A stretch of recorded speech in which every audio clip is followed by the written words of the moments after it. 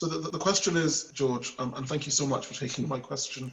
Article 2.1c of the Paris Agreement of 2015 talks about the importance of aligning financial flows, generically defined,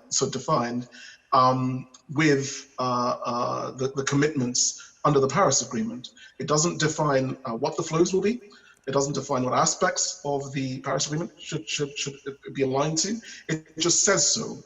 And because it's very broadly drawn out, I wanted to get your opinion on how perhaps we can approach this and things to look out for in the process of implementation. Well, I'm really grateful to you, Chidi, for picking this up, because in common, I think, with the majority of activists, I've really neglected that aspect of it. In fact, it's a generally very neglected aspect, the financial flows, which of course are absolutely crucial, because it's the money flowing through the banks, flowing through the financial sector, which determines what actually happens. And at the moment, as you point out, the Paris Agreement is really vague on it. It doesn't actually say how that should be improved, how that should be done. And so the great danger is that you have all the sort of prospectors, the privateers of private finance moving in and saying, rubbing their hands and saying, this is great.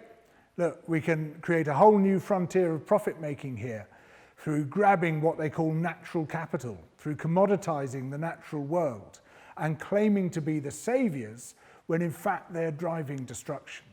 So what we desperately need is government to step forward and say, no, we're going to create a regulatory framework and we're going to lead on this. It's going to be public finance that leads on this, and we're going to determine very clearly, if private finance is going to be involved, the terms and conditions under which that private finance is going to be involved. This isn't going to be just another opportunity for profit making. This has to contribute to the goals of the Paris Agreement, which ideally mean no more than 1.5 degrees of global heating. Otherwise, it just ends up being exploited.